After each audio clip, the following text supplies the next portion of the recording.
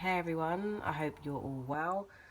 So yes, I've literally been trying to fix these curtains for the past 15 minutes. I do apologise, but they're just not working with me today. So it was just time to press the record button. Ugh. Anyway, a lot has happened to moi in recent weeks. I've worked on a production music video. I've worked with an amazing crew. I got to meet one of my idols who I've followed since I was a teenager, and he is exactly how I thought he would be, shy, very kind, very honest.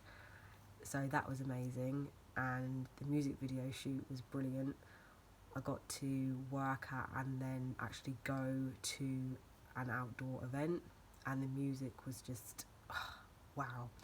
And I got to speak with the DJ, and his equipment was amazing. I was so jealous, and in a good way.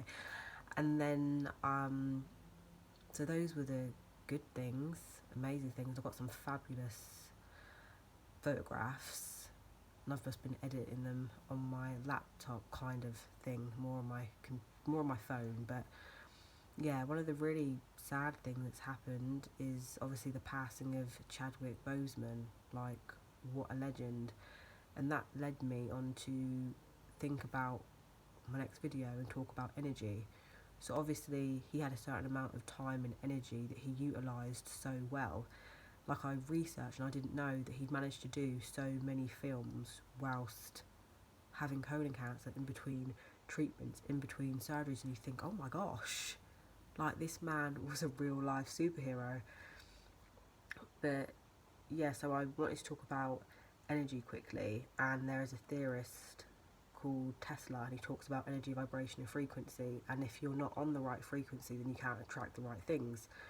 As an example, when you look at people who win the lottery, within, 2 or 3 years, I think, going on UK statistics, they're declaring bankruptcy because they weren't on the right energy, vibration and frequency to handle that money.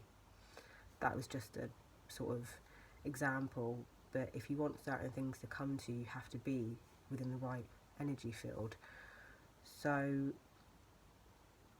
yeah, it's also really important to protect your energy. For instance, with me, I've been sort of keeping my energy more for me. Like, I'm very much a giver, but I've realised with the things that I want to accomplish, there's nothing like a global pandemic for you to sort of reassess and think, actually, so yeah, I've been very protective with my energy as of late. And for instance, I was talking to my friend on Zoom. We talk about matters of the heart, and even when it comes to things like energy and it comes to things like love, you can be very much in love with somebody, you can love somebody, be in love with them, but that phrase, love them from afar, sometimes is their energy too toxic for you?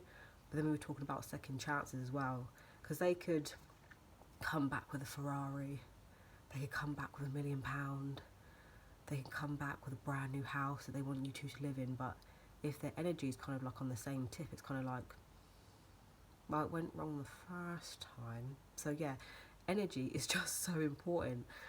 So if they come back obviously in a better energy, then a second chance might work. But yeah, also when it comes to energy, there's this phrase called psychic vampires or energy drainers. Well, they'll just happily feed off of people's energy just to supplement theirs, not to complement it, but to supplement it. And when I was reading about them, I discovered this years ago because I'm into things like crystal healing and auras and stuff like that. I'm just like, people literally will feed off of it from you. There was this example that I read about how you can be around people and then leave them and you feel boosted, or you can have a group of people or a certain friend that you see, and then you've had your sleep, you've ate well, all these things, but when they leave you for some reason, you just feel drained. Or when you leave them, you just feel exhausted, and you think to yourself, but why? And it's maybe because they've negatively drained your energy. So yeah, what else was I going to say?